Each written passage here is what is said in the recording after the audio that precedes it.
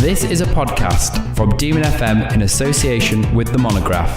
Live and loud. Live and loud. Watch all the highlights on Demon FM's YouTube channel and download for free from demonfm.co.uk/live and loud.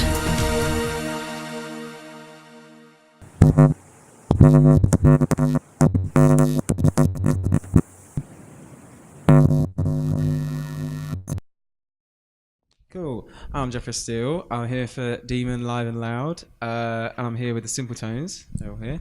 How do you do? Cool. My first question for you guys: it's quite interesting to see a band around in Leicester actually that does kind of a cappella barbershop quartet stuff. How did you all get interested in that? Whoever.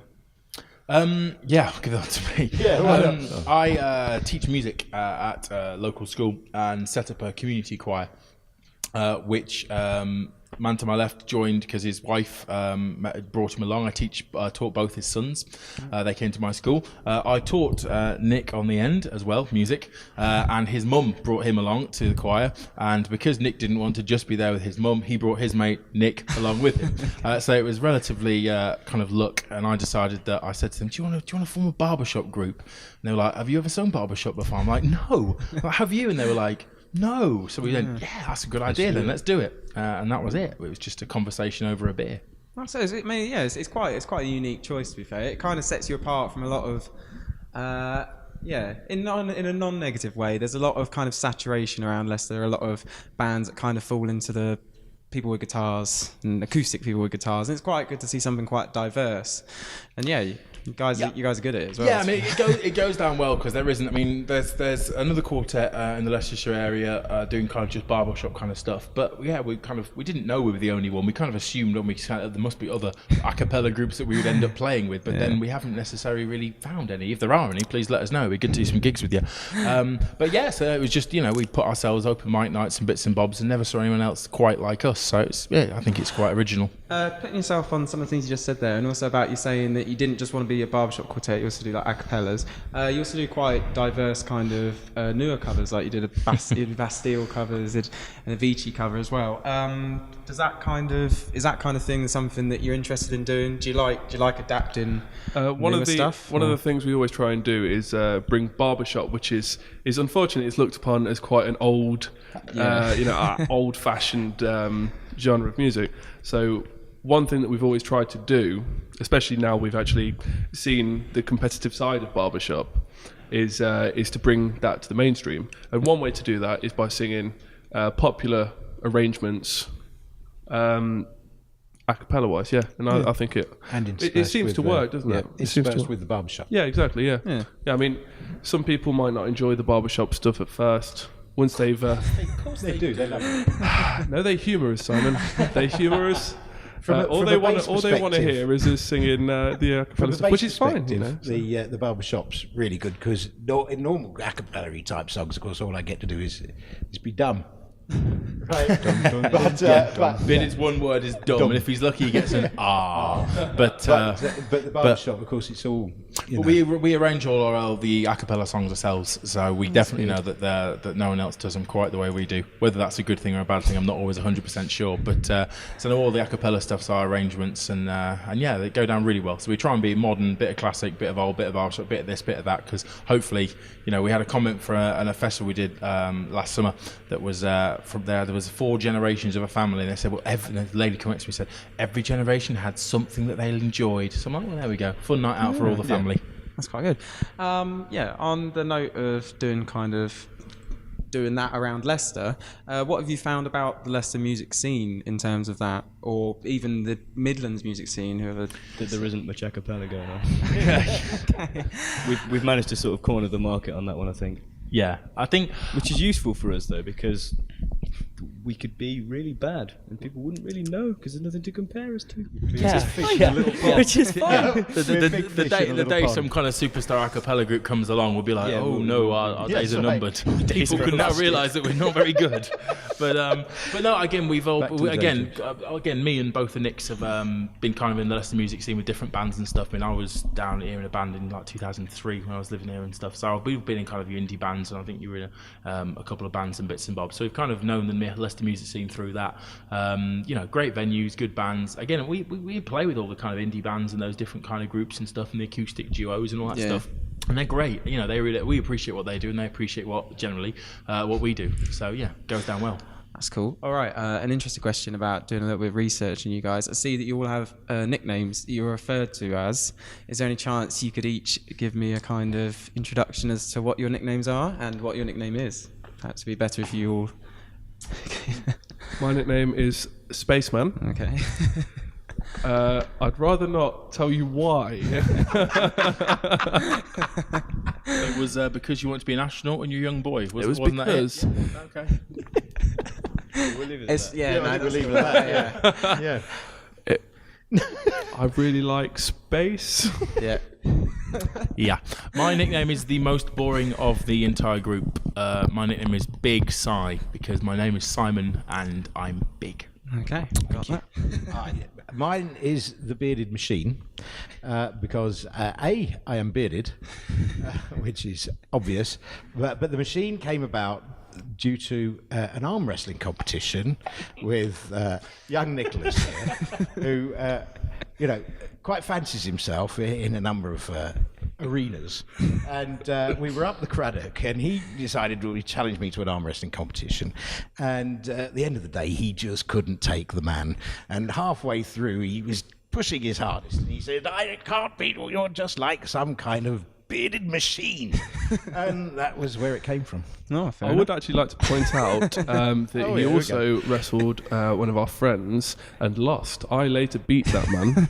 No. Yes. By proxy, you won. This is like the Scottish argument after the England won the World It's Cup, rock, paper, and then scissors. they beat them, and then they said that they were world champions. It is not true. The Scots never did win a World Cup by beating England. You I'd just never like to beat point the out arm here wrestlers. that I didn't go in for this arm wrestling championship as I am the T-Rex of the group. I've got very strong legs, but my arms basically are useless. For me, my legs and arms are both pretty much useless. Yes, bro. I'm probably the least fit member of the group, considering that I'm the shortest and probably the slimmest, but probably the least fit. Yes. So I could Why are you? probably What's your run- nickname, bro? You haven't explained who you are. They call me the demon. Okay. The explanation kind of comes from the explanation of Nick's, really. When You wanted to be a demon when you were a younger boy. But the explanation that we didn't he go loves into- demons. Okay. I think I should causing clear any the air then. rifts. Basically, It's cool, we edit I these. used No, to, don't. in my spare time, rap battle my friends. So we thought it would be a great idea to give ourselves nicknames. And I was the Spaceman. My friend was called Starchild. Later on, we realised that the band Kiss had actually nicknamed themselves Spaceman, Starchild, the Cat, and the Demon. And so we started calling Nick the Demon, and it just stuck. stuck. And our mate George by default became the cat, and he really didn't like that. He did not like wants that. to be the No. cat. Are you seriously? I didn't know this. Are Yeah, you we telling used me to. that We you were named terrible. after We just Kiss? used to do it for laughs. We were rubbish. Brilliant but- interview. Yeah. Already. Right. The Rap battling, no, that's something we're not going to do. the topic we're asking everyone this month is about flyering and self-promotion in Leicester. It's at the moment flyering is banned in terms of putting it on walls, putting it on lampposts, that kind of thing. Gets you fined and gets you a big slap in the wrist from the council. How have you found self-promotion? What's your opinion on flyering? Do you think it would help or? It's a tricky one. Again, we haven't necessarily done huge amounts of flyering for kind of gigs and bits and bobs. Obviously, you use a lot of social media. You don't get your wrist slapped by the council for using social media, which is a useful thing. And it saves on printing costs. But no, again, it's a shame because again, I've lived up in Preston, Lancashire, when I was at university, and they kind of had lots of flyering stuff. And actually, sometimes it looks I quite like it. It's quite. I quite like the look of it. It gives a city kind of a specific kind of look about it, and it means that the music scene's kind of vibrant, and you can have lots of things, and people stick flyers over the other flyers, and I don't have a problem with it. But I suppose all this litter thing nowadays, I suppose they're having a go at it. But to be frank, a couple of years ago, I saw the whole of Leicester painted plaster with Uncle Frank flyers. So obviously, Uncle Frank doesn't follow the rules. So I think the council should slap him on his wrists. I don't think it looks all that. Don't good. get I mean, political. if you're going Don't to, get you're going to political, put it in bearded. certain areas, perhaps. But then, of course, you're going to encourage flyer wars. You know, you are going to get people then, you know, ripping off stuff. It's like a Channel 5 series. Flyer Wars. Flyer Wars. Ross Kemp. With Ross Kemp. He'd be brilliant. And then I just had to get out of there. Or Dyer. Danny Dyer. Oh, God, Danny Dyer. That'd be a brilliant album. Yeah. Leave that flyer alone, boy. So, yeah, we have no particular interesting opinions on flyering. Okay, that's cool. Well, yeah. Think We it would make a good apologise. Channel 5 show. No, that's fine. That's fine. Monkey tennis? I don't know. Youth Austin with Chris Eubank? I don't know. All right. Well, that's my final question to you guys all. What is the most interesting on-stage experience you've had, whether it be a heckle you've received or gave, or an interesting, I don't know. What has most struck you as something As a that's group mine? or separately? Ooh, you could have separate. I think we've got enough time to have Mine separate. was definitely Strawberry Fields. I loved being on stage at Strawberry Fields. Yeah. That was really exciting. And I mean, not to boast a bit, but the tent was heaving. It was really, really quite exciting. And I thought that I really, really enjoyed that. Yep. I'd say for me, one of mine was one of the OVS finals. It was either the unplugged or the actual plugged one. Yeah.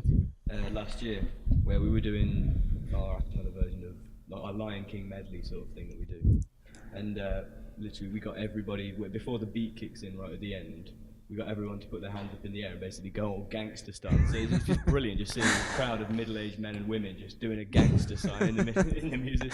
It was probably one of the whitest things I think I've ever seen. pretty much. So let's get gangster on this, and it's like they're like, ooh, let's get gangster on this. It was, it was interesting. It was like a very middle class 8 Mile. I'm not sure Eminem would have particularly approved, but nonetheless, I don't know. I think mine actually isn't to do with Simpletones. Cheers. Sorry, no, because it's something I'd like to do with Simpletones. We've not been properly asked yet. On a few years ago, our community choir performed at De Montfort Hall. I have to say, running up and down the stage, being a really bad conductor. All I was doing was jumping up and down because I was so exciting, running at my choir, screaming at them. And there is a video somewhere, literally me almost tripping over the conductor's stand and almost stacking it on De Montfort Hall in front of 1,500 people. But I managed to stay upright. But that's probably my most enjoyable, just because it would have been brilliant if I had have stacked it. Maybe they'll have us one day on the main stage at De Montfort. You never know. Oh, we can dream. We can. But it was, it was good actually. It was good. Yeah, you were there. Yes, I was. Fair enough. Yourself? Does it have to be positive? No, it can be negative because it's just interesting. Interesting is positive and negative. This was quite interesting. You might start to feel. Well, yeah, true. Yeah. So me and Nick were in a band called the Wicked Messengers a long time ago, classic rock sort of thing. We don't talk about it, but I think the truth has to come out, Demon. It's truth, isn't it? Glaston Budget. Yeah. Is that the one? What's Glaston?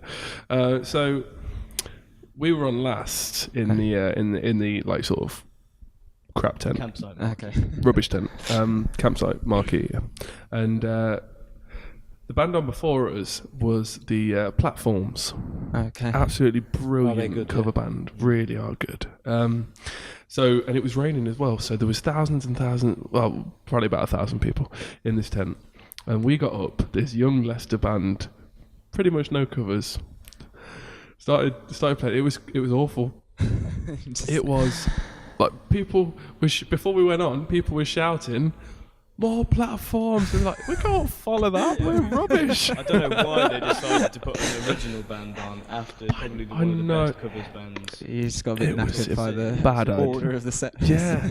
Interesting enough, though, we actually did Christmas Lights last year, and they went on just after us. And I don't think they necessarily enjoyed going after us last year. I think, got so revenge. I found it easier this year. but no, it's all good. Right. Well, it's been really enjoyable having you guys in the session. Thank you very much, It's mate. really cool talking to you guys. So yeah, be sure to check the Simpletones out on YouTube's, Facebooks, the usual medias, and I'm sure you'll be around in Leicester playing gigs for many a year to come. We hope so. As long as you'll have us. Don't look at me like that. He's getting on. He's in the twilight of his years. Yeah. I knew you'd do that. But yeah. Look at me like that. If there's any young bassers out there, in maybe 4 or 5 years, you might be needing someone. That's good. Cheers, mate. Big thank you to the Simpletones. Thank you very Demon much. FM Live and Loud. Cheers. Take care.